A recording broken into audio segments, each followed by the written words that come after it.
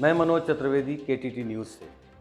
रामनगरी अयोध्या में पर्यटन के साथ साथ चौमुखी विकास, सांस्कृतिक, आध्यात्मिक संदेश और सशक्त सामाजिक संरचना का आधार लिए टीवी और फिल्मी कलाकारों की प्रस्तुति से सजी 9 दिवसीय अंतर्राष्ट्रीय रामलीला के मंचन का शुभारंभ गणेश वंदना के साथ प्रदेश के संस्कृति व पर्यटन मंत्री नीलकंठ तिवारी ने दीप प्रज्वलित कर कराया।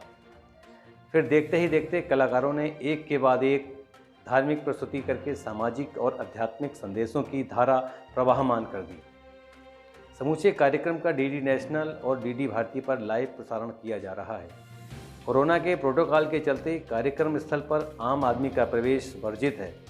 पहले दिन गणेश वंदना, शिव पार्वती का तप करते नारद तथा नारद मोहभंग की लीला दिखाई गई।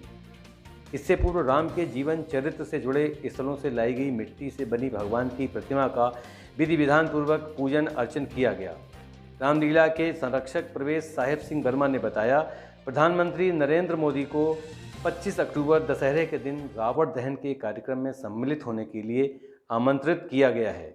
उन्होंने बताया, आयोजक और कलाकार इस बात को लेकर गर्व महसूस कर रहे हैं कि वे भगवान राम की जन्मस्थली पर उनकी लीलाओं का मंचन करने आए हैं और वह भी उस समय जब उनके जन्म स्थल पर भव्य और दिव्य राम मंदिर का निर्माण प्रारंभ हो चुका है।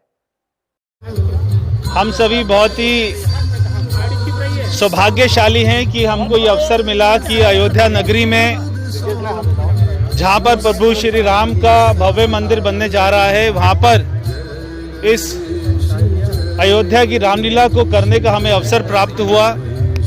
हम सभी का अयोध्या वासियों का धन्यवाद करते हैं।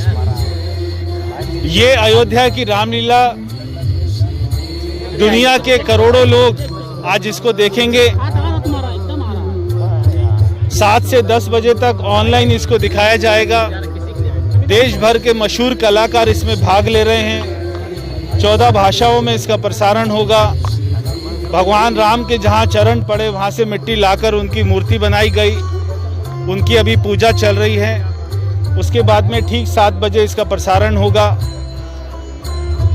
इस रामलीला में हमारे उत्तर प्रदेश के मुख्यमंत्री योगी आदित्यनाथ जी आएंगे और हमने हमारे प्रधानमंत्री जी से उनको निमंत्रण पत्र भेजा है कि हमारे आदरणीय प्रधानमंत्री श्री नरेंद्र मोदी जी भी इस रामलीला में 25 तारीख को दशहरे के दिन आए, विजयदशमी इस बार अयोध्या में मनाएं। ऐसा हमने उनको निमंत्रण भेजा है। जैसी सूचना आएगी हम आप सबको बताएंगे। सर, इस कार्यक्रम में पारंपरिक और जो इस तरह से धार्मिक है सबका ध्यान रखा गया है, खासतौर पे जैसे नेपाल से सीता के वस्त्र मंगाए गए हैं, ज्वेलरी यहाँ से बनी है, इस तरह का क्या कॉन्सेप्ट है इसके? जो हमारे भगवान श्री राम का यहाँ पे किरदार कर रहे हैं, उनकी वेशभूषा श्रीलंका से आई है और जो उनकी जो ज्वेलरी है वो भी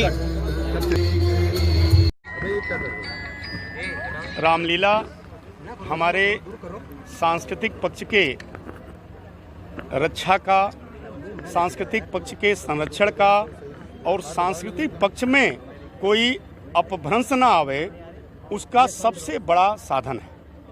अयोध्या धाम श्री राम जी की जन्मभूमि, करोड़ों करोड़ लोगों के आस्था का केंद्र और विश्व का सबसे बड़ा आध्यात्मिक केंद्र है।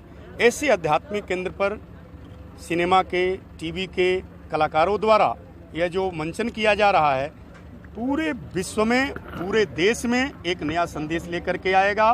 पर्यटन की दृष्टि से भी, सांस्कृतिक रक्षण की दृष्टि से भी और अन्य सभी दृष्टियों से, व्यावसायिक दृष्टि से भी इसका बहुत बड़ा आर्थिक महत्व भी होने वाला है।